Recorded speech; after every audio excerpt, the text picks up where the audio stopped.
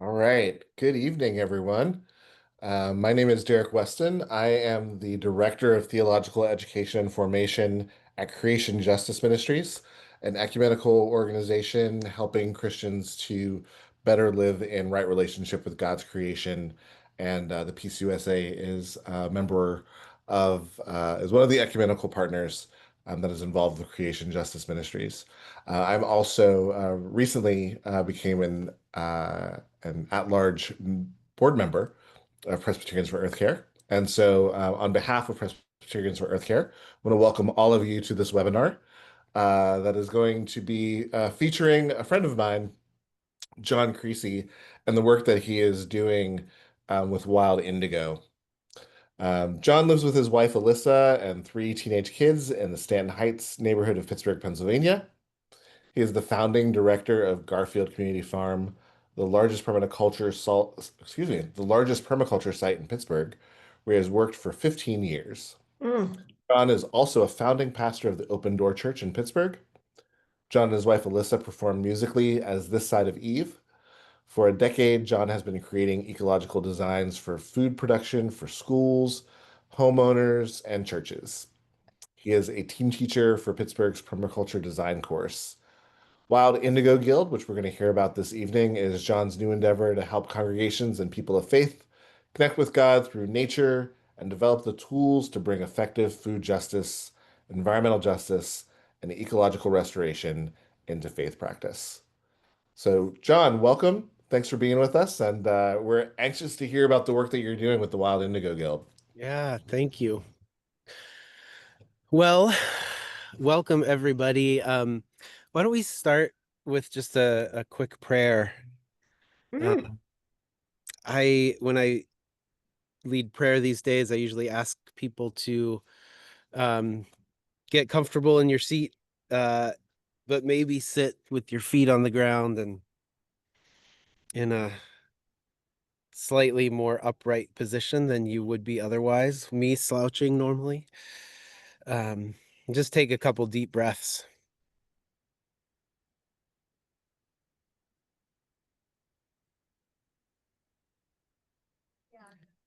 Creator God, we are grateful for the goodness that you have created.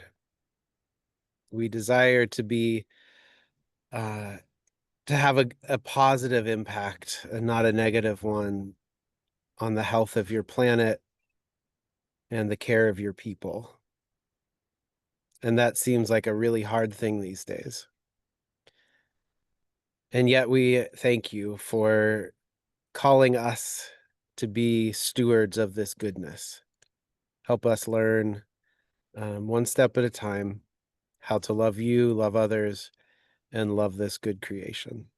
Amen. Well, I wanted to tell you a quick story about what's happening here in Pittsburgh. Um, as you heard, it was 16 years ago that a vision to grow food on some vacant land in a neighborhood called Garfield developed. And the Open Door Church, which we had founded in 2004, became a chartered church in 2008. The very next year, the Open Door started thinking about trying to start a garden of some sort. Um, what we found was right within maybe 2/10 of a mile of where we worshiped, um, was almost 3 acres of abandoned land where 25 homes once stood. Right behind me, you can um, see the land. I'm at Garfield Community Farm right now, and the the land was basically bulldozed, and invasive species had come in. That was pretty much all that was happening here. And so we started talking with other local churches about the idea of starting a community farm on this land. We were expecting to find like one vacant lot, and we thought we would, start a little garden and grow some tomatoes. And so finding that there's 3 acres, 3 city blocks completely abandoned. There was one house out of 25 that was still standing. Um, we started going door to door with Valley View Presbyterian Church folks and just asking neighbors around here what they thought about the idea. And I started sending emails to other Presbyterian churches here in Pittsburgh, kind of sharing the vision to grow food on some of this vacant land. And it was the church's response that made this possible. We got probably year one or two, 6 churches that said, "Yes, we wanna help make this happen," and they gave us money to do that, and they also sent volunteers, and we started just holding open volunteer hours. That's why I'm here tonight, is our volunteer hours just ended. For 15 years, every Thursday night, we have volunteer night. Usually, I don't lead it anymore, but we have folks on vacation, so I had the privilege of being able to help lead our open volunteer hours tonight. And for many years, we we would we were working to get more churches involved with the work we do here, while at the same time really working hard to get the community involved, the neighbors and the neighborhood. And just a couple of years ago, we formed a separate 501(c)(3). So we functioned under the Open Door Church as a ministry of the Open Door Church for a long time. We're now a separate 501(c)(3). We still have support from churches, but what has really changed in uh my feeling of call is that we don't need churches pouring into Garfield Community Farm as much anymore. What we want to do is see more churches pouring into their own land and their own neighborhoods. Um, and so Wild Indigo Guild is the work of kind of taking the ethos of this place, of Garfield Community Farm, to a much broader network of faith communities around the Pittsburgh area, and hopefully far beyond Pittsburgh, to help churches um, develop a love of nature, an ability to connect with God through the natural world, which leads to a desire to care for the natural world as a part of their faith practice. And then we do the design work and the dream work to help them put that into practice and develop their own plans for ecological restoration and food production on their land. I'm going to share my screen now. So I want to get into a little bit more with what we're doing with Wild Indigo.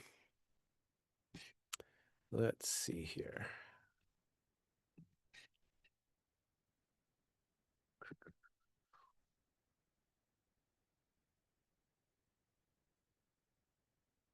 All right, I can't see my screen. Can you see it? No. There we go. How about now? Yes. Okay, slideshow.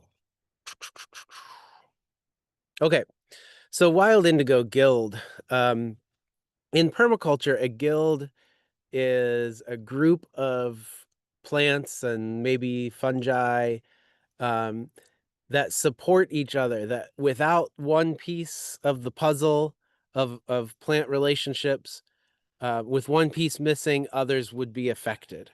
And so in permaculture, we're trying to design systems that thrive with just a small amount of human management, um, and systems that thrive ecologically and productively, so that we can get the things that we need as human beings from systems that are healthy, um, and thriving ecological systems, supporting the natural world as much as they support us as people. And so in permaculture, we create what we call guilds, and those are those plants that seem to benefit one another. They're productive. They give us food, and they seem to support one another.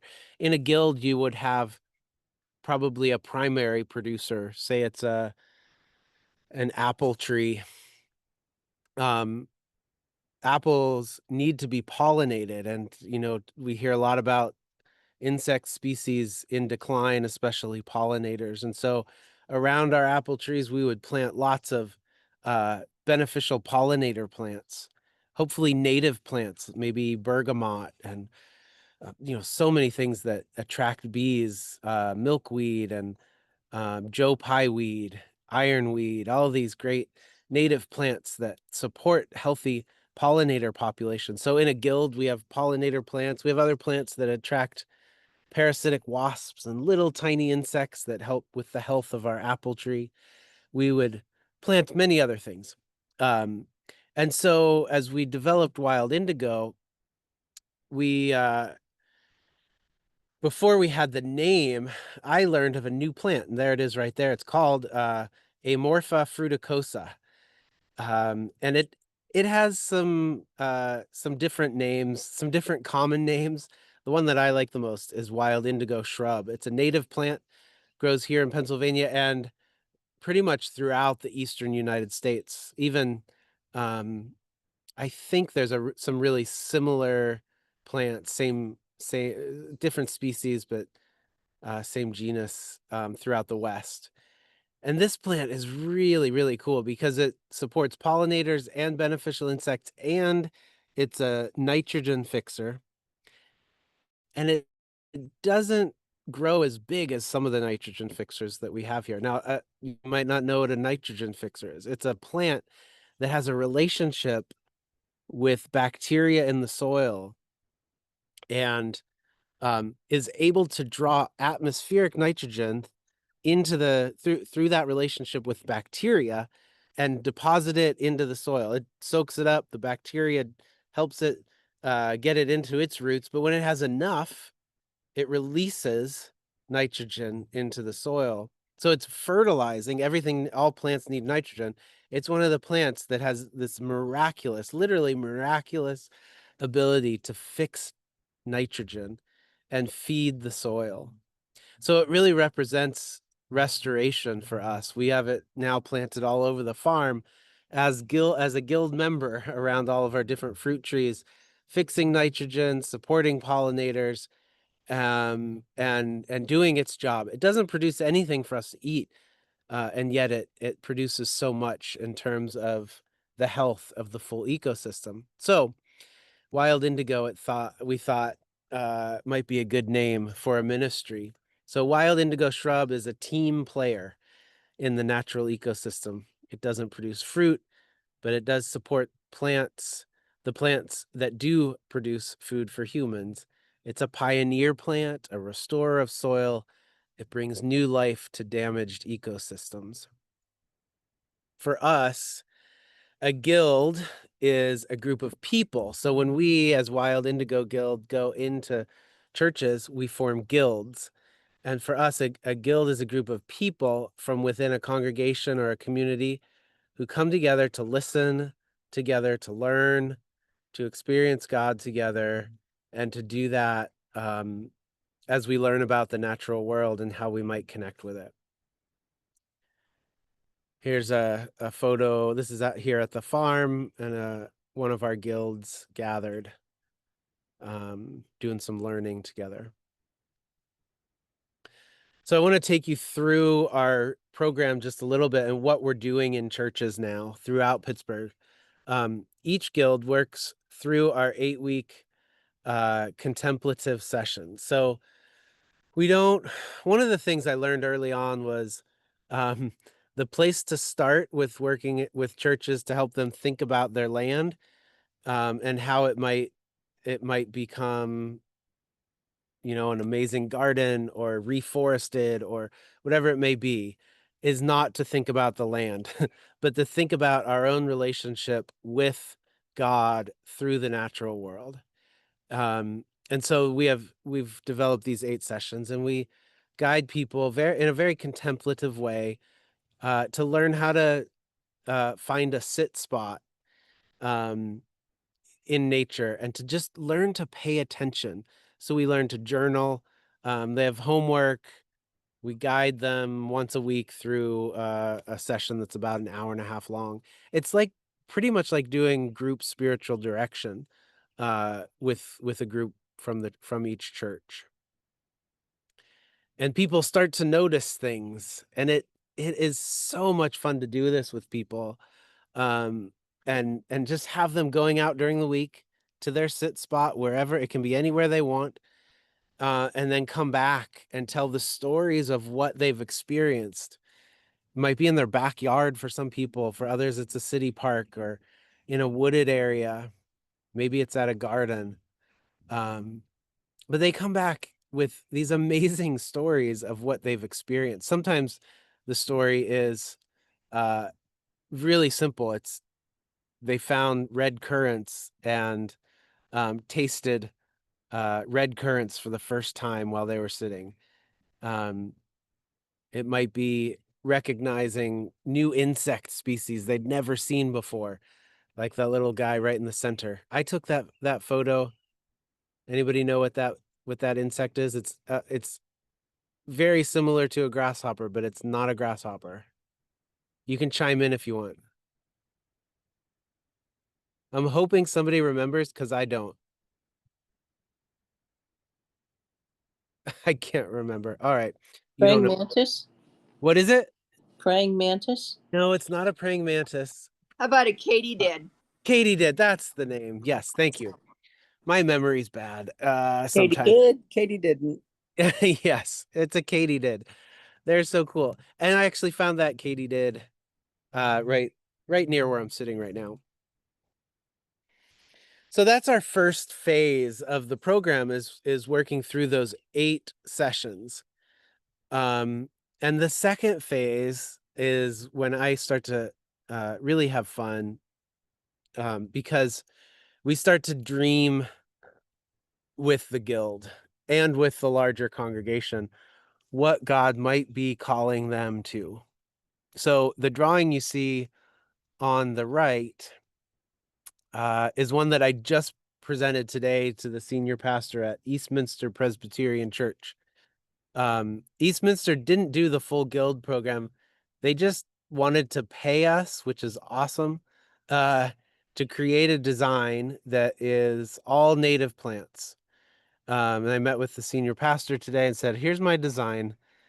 They have a lot of space that has almost nothing going on in the space.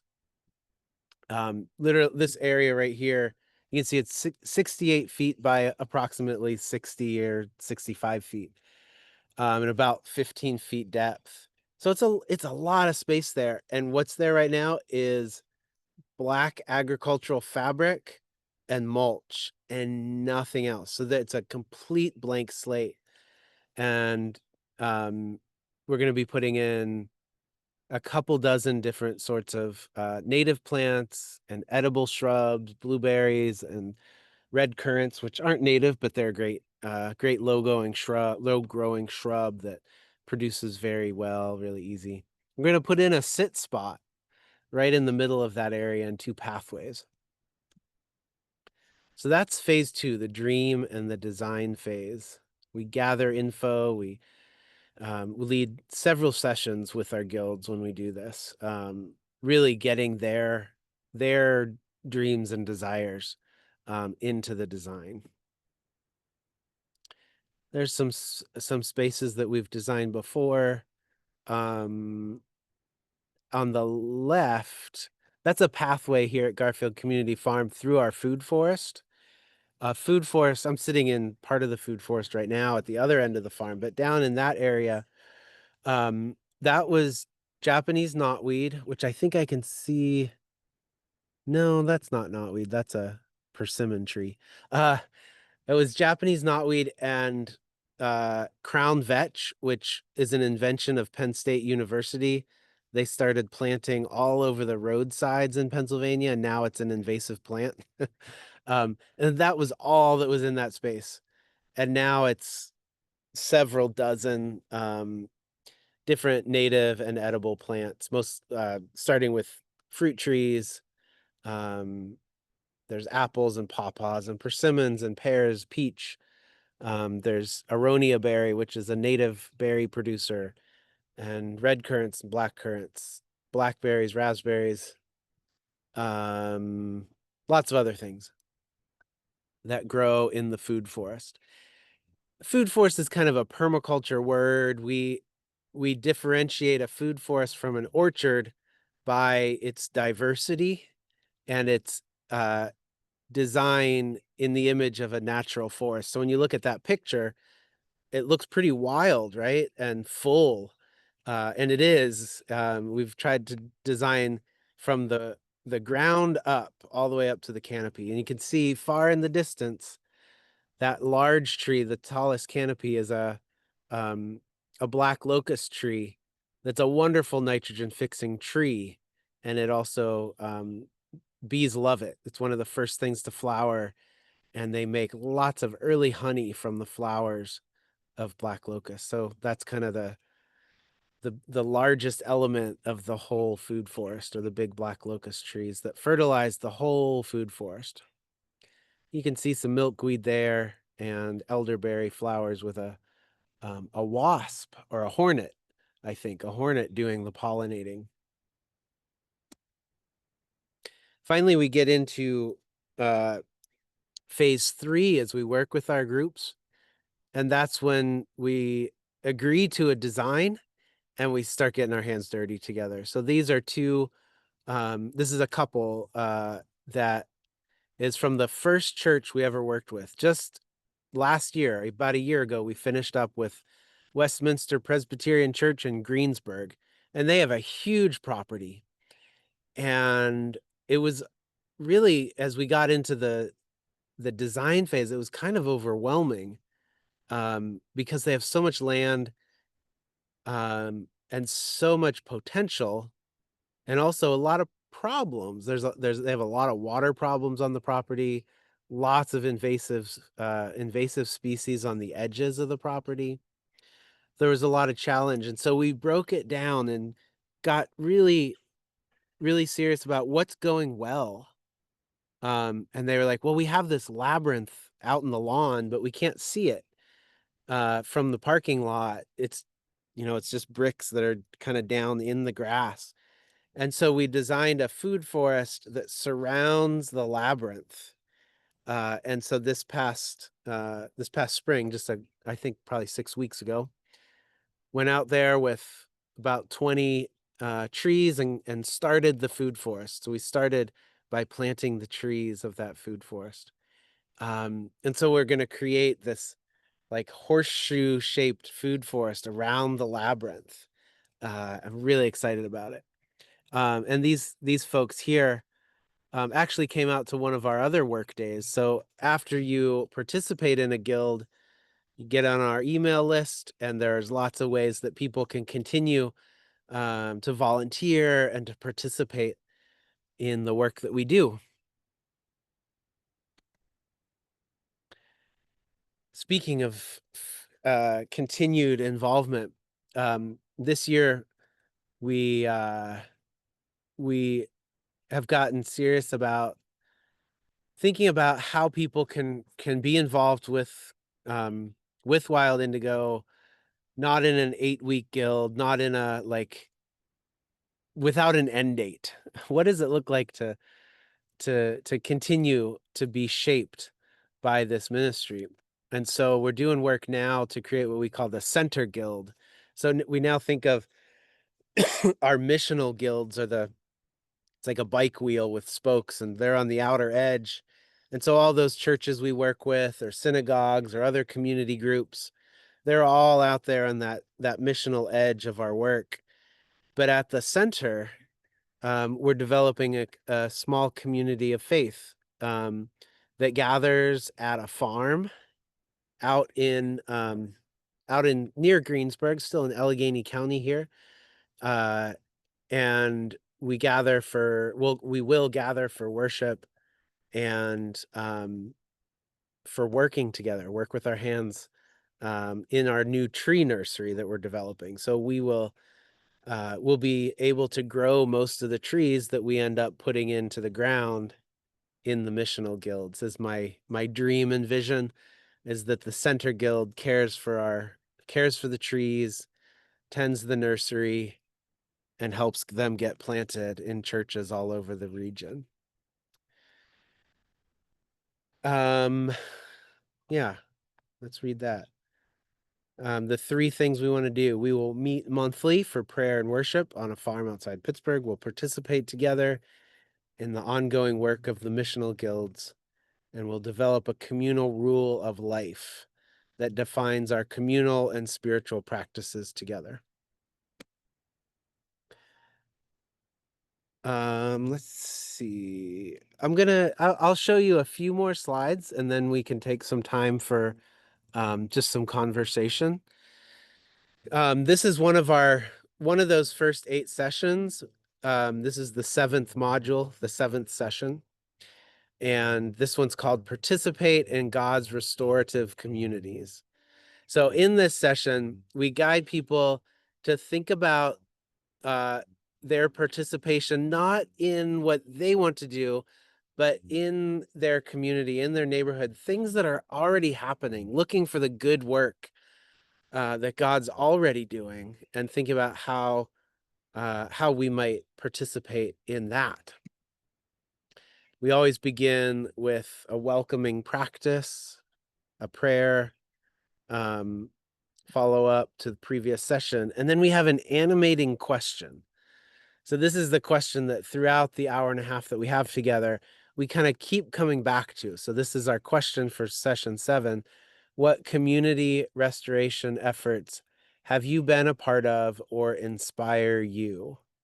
So we take some time to let people really let that question sink in, they think about it, and then we move into some teaching, but throughout we come back to that question. My partner in this work, Evan Clendenin, he's an Episcopal priest, and he brought the idea of doing Visio Divina in addition to Lectio Divina. And I had never done, I guess I had, but I didn't know what it was, Visio Divina before, where you allow an image, you look deeply into an image, kind of like using an icon in the Eastern Orthodox tradition. But we use images from the natural world to look into and find wonder, find a place where God might be drawing our attention to. So this is one of those images, and we take a look at that image. You might take a look at it yourself right now and just take a moment to see where your attention is drawn. Maybe there's something in this image that you know, that you can name. Maybe there's something that you don't know, something that looks different, or that you have a question about. Maybe it just brings a feeling. So we participate in that kind of practice. We think that kind of practice is really good at helping us develop a relationship with how we see when we're in nature, what we see, and how we respond when we pay attention. From there, we always go into learning something about the principles of permaculture design. And this week we talk about, in the 7th week, we talk about this principle that says we want to increase the edge and value the marginal. Probably my favorite of the 12 to 14, depending who you ask, principles of permaculture design. This is one of my favorites. So this is a photo from right here at Garfield Community Farm, and there's volunteers working in a garden, an annual vegetable garden, and they're pulling weeds out probably and getting the bed. You can see some bare soil. They're getting the bed ready for new seeds or new plants to go in. And just beyond them, there's that flowering shrub. That's elderberry. That's a native shrub. And that's the forest edge, because behind the elderberry, there's several different types of trees that grow, and there's shrubs there. There's aronia berry, and there's hazelnut shrubs that kind of come around the edge. There's Nanking cherry down there, and then that forest edge we have our beehives also. Perfect place to have beehives. So instead of us just putting a fence up and saying that's the woods, that's the area we don't care about, and everything else is garden space, we try to really value the edge and get get production out of it, as well as allow nature to thrive there. Elderberry is a plant that puts out thousands and thousands of little dark purple berries that birds eat, especially cedar waxwings. And I think I've seen woodpeckers eating them, and lots of different birds will eat those berries, but especially cedar waxwing. So yeah, the edge, the marginal. We take that idea of the marginal and expand it beyond growing, and think about our lives and where there are edges, where our the normalcy of our lives touches on something that's we don't need to go there, but maybe we should. The places in our lives where God might be at work, where there might be more diversity than we're used to, diversity of any sort, that God's calling us into. There's an example there. What happens in the edge space? You see on the left, there might be 3 species in the garden, might be 3 species in the forest. But right in the middle, there's not 6 species, but there's 9, because we have the species that grow in a in a field. We have the species in the forest, and then there are some species that will only grow in the edge, and many species that can grow in 2 different places. Pretty interesting that the edge is the most diverse diverse space that we can manage, that we can create. And look at that edge. That's in the Adirondack Mountains. That river flows slowly. It has so much wetland edge space. It's so valuable. I'm gonna finish up my sharing here so we can have some time for questions and discussion.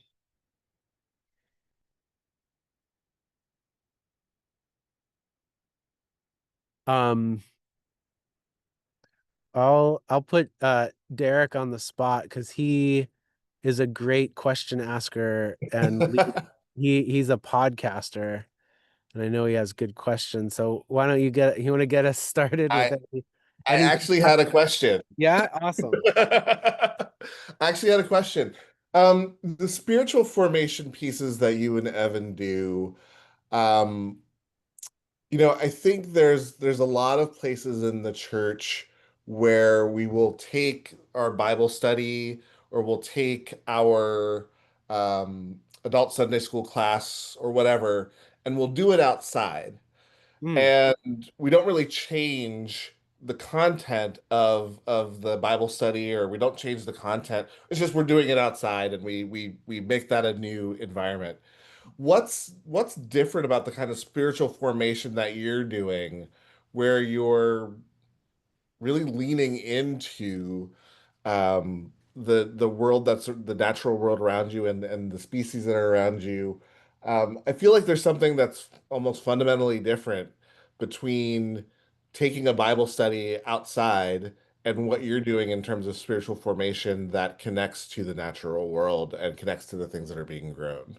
That's a really good question, and one that I could have like talked about a little bit at the very beginning, because an assumption here is that um or an assumption that I took, or I just forgot to talk about it, is that we are we're in an age right now where um we cannot ignore uh wh the Anthropocene, the place where we are uh right now with climate change and the potential of ecologies collapsing and the loss of biodiversity. We can't continue to, gather for Bible studies and do church and try to do good in the world without considering the whole planet. Um, I don't believe there's anything more important than how people of faith are going to respond to our current situation on planet Earth. And so for us with Wild Indigo, we don't start with um, gloom and doom, but we start with wonder and we start with connection. So what we desire is that through spiritual practices, um, we learn to connect with God through the blessing of creation. And we hope that we can lead people to fall in love with the natural world and develop a real connection to it before we go into the gloom and doom a little bit and realize, yeah, we have a lot of work to do. Um, and that's what we do right in the middle of the guild, session 5, I think, as we really try to take grasp of the issues and the problems that we have and how we might as a church respond to those. Hey Mark Aiken, how are you?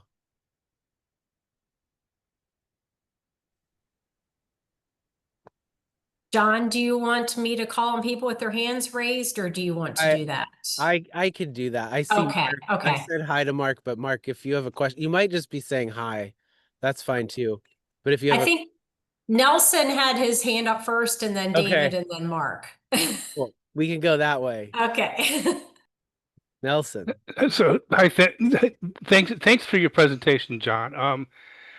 A question type and observation. Have you ever heard of something called the Wild Church Network? Yeah. Okay, because what you're describing is very similar, but what I like about what you're doing is seems like there's a lot more hands-on activities because I'm looking at trying to do something with our church, bringing in some of those wild church principles, in part because I'm trying to figure out, how we can get people connecting more with nature. Yeah. But I think we have a congregation that likes to get their hands dirty. Mm. So I really like what you're you're Yeah, you're doing. I like what you're saying too, because I don't know a whole lot about Wild Church Network, but one of the things I've seen and why we created Wild Indigo Guild is um, there are some good things like Wild Church. We worship in a new setting, we connect with God through nature, but we don't necessarily take any responsibility for bringing ecological restoration and beginning to do the Yeah. work of, I believe, building signposts of Mhm. the kingdom of God is how I sometimes say it. Like when we create a garden together, when we plant trees, when we get our hands dirty, um, we're demonstrating God's kingdom. And so that I think that's a little bit of the difference that we hope Yeah. with Wild Indigo. Yeah. And one thing that strikes me is because our church is in Northern Virginia in a very suburbanized area that still has a lot of green spaces, but what you see is you go outdoors and invasive weeds all over the place. And so part of what I'm looking at and part of where our interest is coming from is replacing those. We've already started a number of native plant beds, but we Nice. want to, work at replacing more of the invasives and bringing those in, that Yeah. restorative part. So I really like what I heard, and I would say that if we were close to Pittsburgh, we would probably look at connecting with you, but it's a little bit of a drive from us. So It's a so little bit of a drive, but we do. I mean, be in touch if you'd like. Okay. We're looking at ways to do guilds that, we only have to show up a couple of times. We can do a lot of it kind of this way. A lot of the teaching that we do. All right. Thank you. Yeah, you're welcome. David. Yes, I agree with Nelson that your presentation was excellent and it was really well thought out. And I really love the kind of work that you're doing up in Pittsburgh. Here's my question for you, though, John. I'm wondering, what is your emphasis? It sounds like at some point you were talking about you're trying to establish native gardens to help out the pollinators and the trees and the plants, and so they all work together, and that's great. But then on the other hand, it sounds like you're talking about food gardens. So are Yeah. you harvesting things to feed the poor or something? So what's the emphasis here? Or is Yeah. it both? That's a great question. I love it. Where'd he go? So here, Okay, good. My screen like went crazy for a second. yeah, mine too. Okay. Yeah, that's a great question. So in permaculture, and that might be a new word to some people. So write down permaculture and then go Google it or go to permacultureprinciples.com.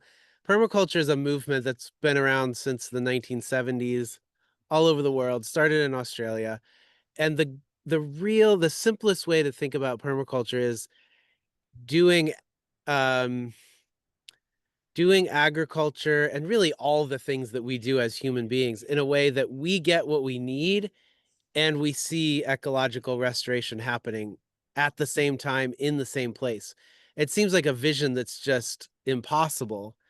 And yet, when we look at how indigenous people lived for tens of thousands of years, that's how they lived. They got everything they needed from the land, and the land um, was maybe more healthy because of it. And so in permaculture, we try to create landscapes where, yes, we're harvesting literally tons of food from Garfield Community Farm, and we now have bird watchers from around the city who come here to check out what kind of birds are migrating right now because we are feeding them. And I didn't expect, I mean, literally, really, am blown away by the bird species that we have right here. I live a tenth of a mile away, and we don't have the same species of birds just about a tenth of a mile away in another neighborhood.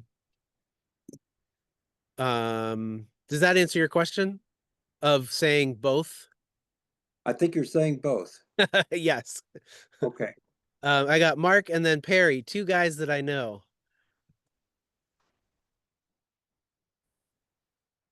You're on mute, Mark. It looks like you're off mute, but I can't hear you. And if it doesn't work, type it into the chat if you can. Hey, how's that? I hear you. There you go. John, great to hear from you. When Derek raised this as a topic for a presentation, I was excited, and I have to say at this point, it's just I'm mind blown.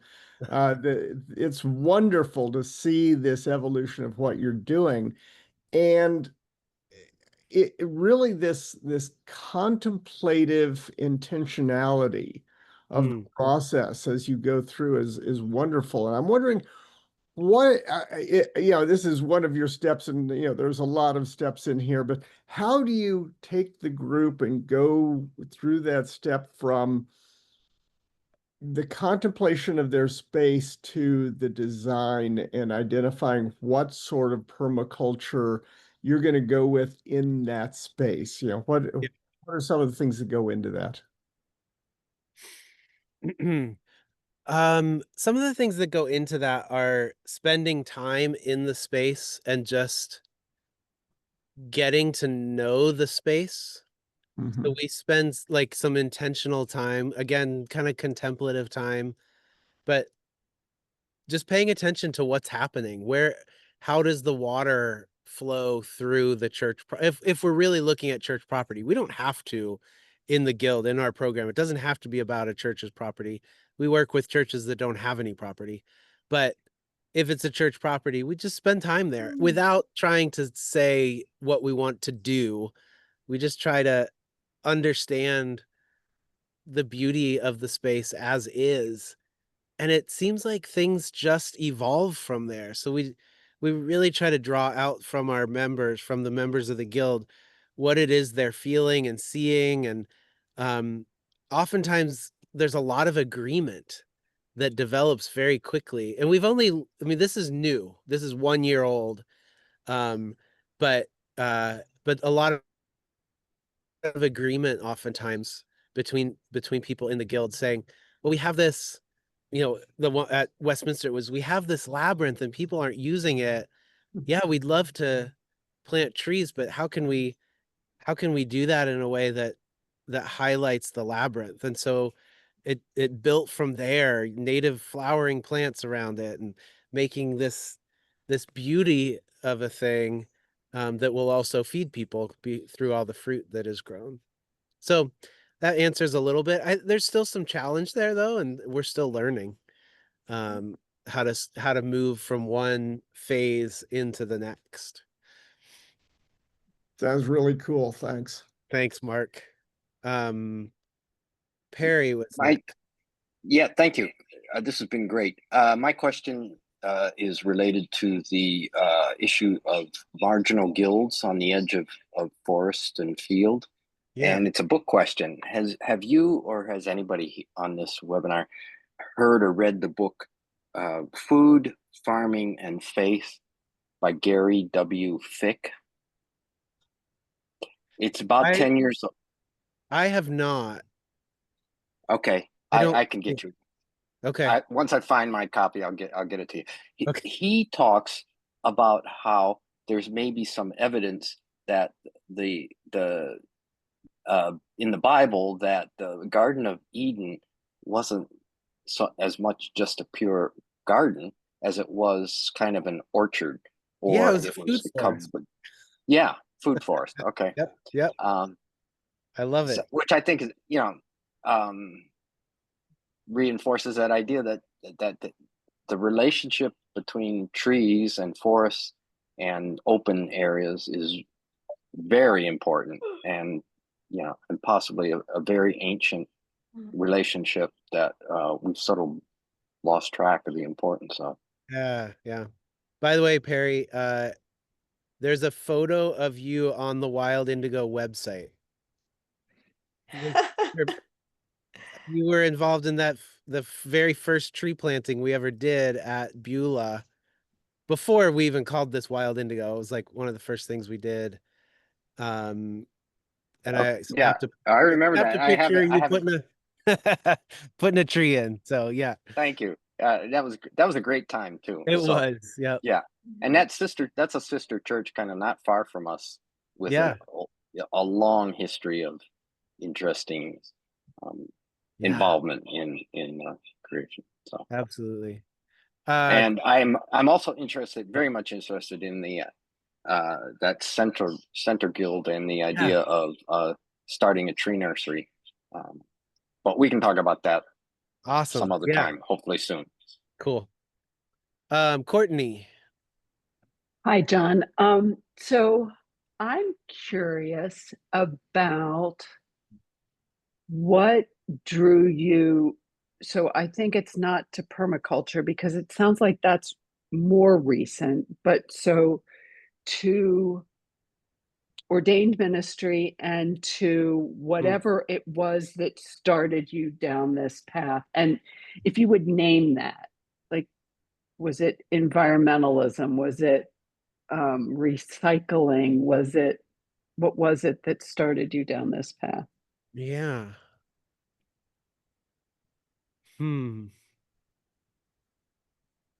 Well,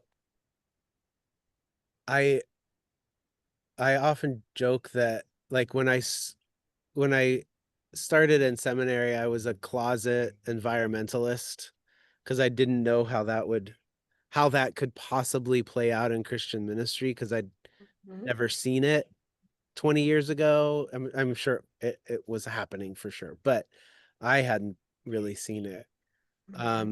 So when I went into seminary, I kind of felt like I was like, what am I doing here? I don't really, I'm not really sure. Uh, um, but I knew that I wanted to work with people and help people, and see people connect with the love of God. And so I guess when I kind of recognized that I connect with God when I'm backpacking. I've been backpacking as a kid since I was 13, and like I've always been able to connect deeply with myself and with God through nature.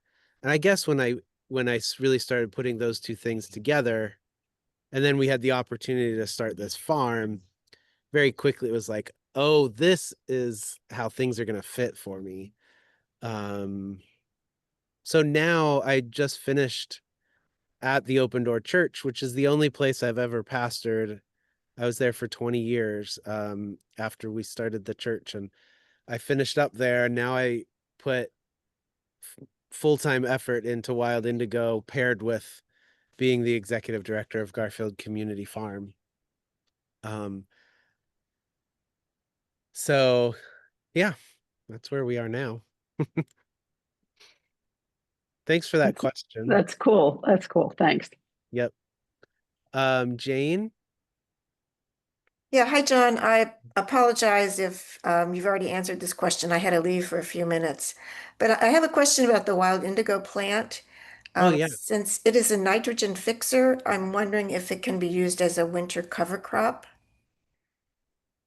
Oh, yeah. So it's a woody shrub. Oh, so it's more of a perennial. It's not a thing Yeah, that dies off it's a woody shrub. in the summer. Well, it's about as tall as the shrub behind me. That's a Nanking cherry behind me. Okay. Um, but yeah, they get pretty big, but it's one that you can cut to the ground and it'll grow back.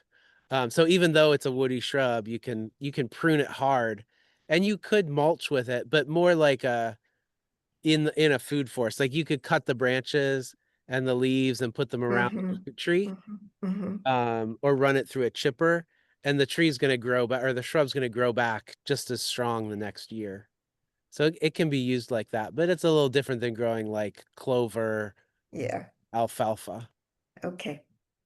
Great. Thanks for the answer. Good question. It's a farmer question. A farmer's question. John, we have a number of questions in the chat. Do you want to address some of those maybe if there's time? You'll have to probably backtrack a little bit to find them, or if you need any help, I could help. Yeah, feel free to help. Okay. I saw some popping up as we went along. Let's see here. Wait a minute. We had some chatting going on and people finding out they live near each other. So let me go. Can you recommend any books or thinkers that write about the theology or spirituality of permaculture? Well, a book that was really influential for me was and this is a few years old now, but Fred Bonson's book, Soil and Sacrament. Mm-hmm. He's a permaculturist, and he was at Wake Forest University when I guess after he wrote the book. I don't know where he is now. I think he lives in Montana now. That was a really good book.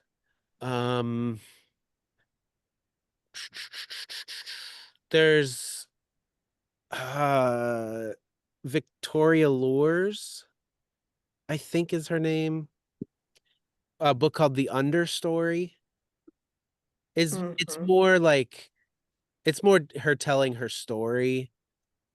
I think that's Suzanne Simard. No, that's Or another one too. it's another one. Okay. That's a great book. Finding the Mother Tree. That's less of a Christian perspective, but if wonderful book, Finding the Mother Tree by Suzanne Simard. How about I just can't think right now. Oh yeah, The Understory. And then Beth Norcross just released a book. I don't know what it's called, but it's through Broadleaf Books, which is Derek's publisher too. Beth Norcross. She was the founder of the Center for Spirituality and Nature. And I know that, yeah, I know she just came out with It's discovering the spiritual nature of trees. Yes. Is that Okay. possible? Okay. And then there will be a book coming out Mm. in about a year called Tree Pilgrim, and that's one I'm writing. Oh. So you can be the first to read my book. That'll be with Broadleaf Books also. Thank you, Derek Weston. And here's another question real quickly here before we run out of time. How many different faiths are involved in your guild? Right now, everything, I mean, as you've heard, this is new, fairly new. We haven't worked outside the Christian tradition yet, but we are partnering with Interfaith Power and Light and beginning the work of figuring out how we would lead this in a more interfaith or multi-faith setting. But we have participating in the Center Guild, we have lots of different denominations. We're supported by the Presbyterian Church. My partner is Episcopal. We have Catholics, 2 Catholic people that are very involved. A couple people that have left the church and aren't sure that they want to be Christian anymore that are involved, going through deconstruction. So, yeah. Yeah, I see Diane said blue wild indigo. Yes. Is another wonderful nitrogen fixer. That's a herbaceous perennial wildflower. Oh.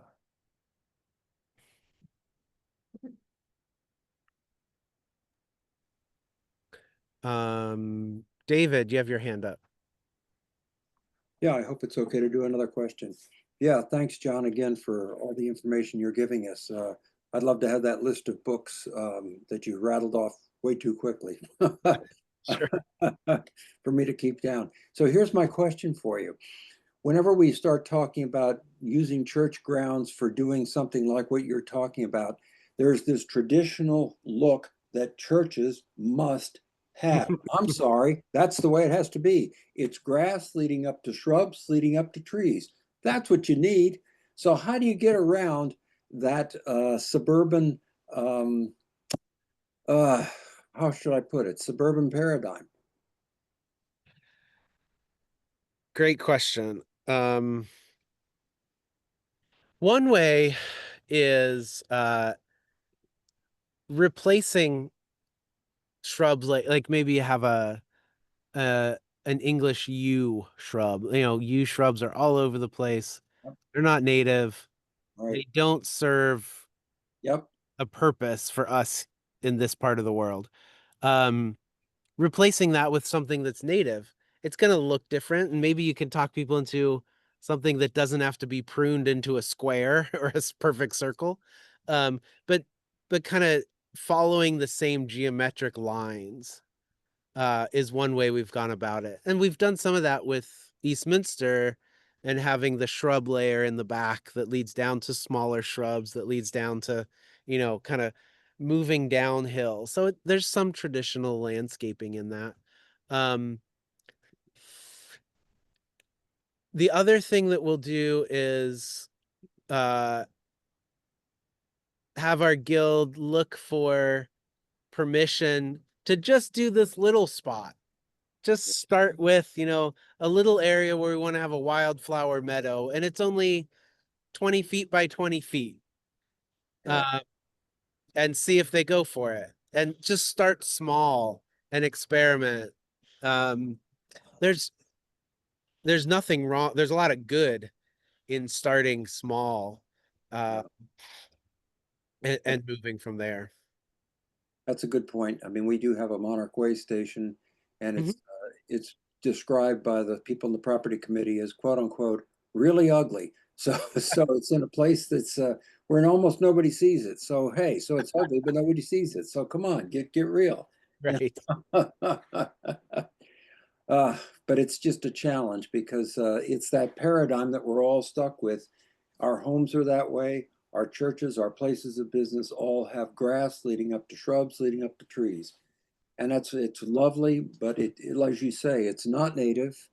It doesn't support the insects. It doesn't support the birds.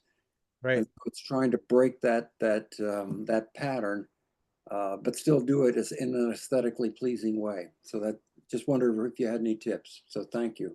Yeah, you're welcome. I see other people commenting, start small. Give native plants a chance to establish themselves and grow from there. Yeah, start small. I mean, churches own a lot of property. One of the churches we work with has 25 acres that they just mow. It's just they pay a lot of money to have it all mowed by a professional. And so we're trying to help them think about how they can use that land and benefit the community. And one of the things that they discerned was to create a hiking trail on their property. It goes through the woods and connects to the Churchill Greenway, which is a really cool idea because the Greenway was once a golf course and now it's practically a city park, or a suburban park. And tons of people use it. So to connect the church land to this like beautiful, really, really interesting space that everybody knows about and people walk their dogs all the time. Well, now the church land can be used like that. So they're thinking about, okay, now we have the trail. How do we welcome people into our food forest? Or they're thinking about a labyrinth that people could walk up to. Lots of great ideas.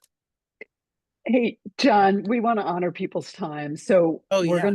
we're gonna just show a couple of PEC slides that Mindy has ready, and then Derek's going to close us in prayer. But we are so grateful for your faithfulness because I think that's what it's all about. You have been ultimately faithful to what you've been called to do. So we're really grateful for that. So, and thank you for showing up and sharing your time with us. I did see somebody who's interested in getting in touch with you. Can they do that through your website? Yeah, I put the website link in the chat. Okay, I'll put my email there too right now. that'd be great. Okay, all right, thank you. Also, John, if you're able to email me your slides, I can share them along with the recording. And if you had any books you wanted to email the titles to for me, I can put them on the page in case I can everybody put gets a book list together. Yeah. Okay. Thank you. Yep. That'd be great. I'm excited to say that PEC has coming up some more webinars. One is going to be presented by Patricia Tull, who is well known to PEC. She's an eco-theologian, author, and electric coach, and she and her spouse have built a home based on electrifying it. And she's going to talk about how they did that and how we can do it too. So that is Thursday, July 10th at 7:30 Eastern Time. Thanks, John. Bye. Also coming up in anticipation of our October biennial conference that has a water theme, we are going to hear from Kendall Cox, who is the Director of Programs for Living Waters for the World, on Tuesday, August 19th at 7:30 Eastern Time. Finally, but not finally. Next is our biennial conference, Sacred Creation, Justice Flows Down Like Water. It is being held at Ferncliff Conference Center in Little Rock, Arkansas. All are welcome to attend. The registration is open. We have many speakers and many opportunities for learning. And finally, especially since Derek is on the call with us tonight, we have a book study of a book that he has written the Just Kitchen Invitations to Sustainability, Cooking, Connection, and Celebration. And he will present that and be interviewed by our own Sam Hamilton Poor. So that's coming in the fall. Date is yet to be determined, and we're really looking forward to that. And with that, Derek's going to close us in prayer. Yeah, thank you. A couple of very quick things. One, I know John's gone, but to have this time with him, John was the person who kind of set me on the path that I'm on, in terms of helping me recognize that my love of God's creation and my love of God could go hand in hand. So I'm just so grateful for him and his work. And I just want to, for all of us to remember that there's Johns in all of our churches, people who are either in the closet about their faith or in the closet about their environmentalism. And we need to let people know that it's okay to have those twin passions together. And then last thing, for the question was asked about, how do we push back against some of these mindsets that we have about the way church property should look. I put a resource in the chat from the Agrarian Trust. It's called the Faithlands Toolkit. It's a practical guide for folks like us who might be thinking about how we might twist some arms in our churches, to help folks think about growing on the property and maybe doing some things that are more in line with what God intended our creation to be. So, with all of that, let's pray. God, we give you thanks for the beautiful world that you've created. We give you thanks for people like John who have tended and stewarded this land with love, with passion, with creativity, um, and with a desire to bring your people closer to your world. Thank you for everyone who's on this call. Thank you for the conversations, the questions, the richness of the passion and the desire we each carry with us to love you with our whole hearts and to love the world that you have made. May we take that passion out into this world, and not hide it under a bushel, but to let that light for your creation and for your church shine as brightly as we can. We ask all of this in the name of Jesus Christ. Amen. Amen. Amen.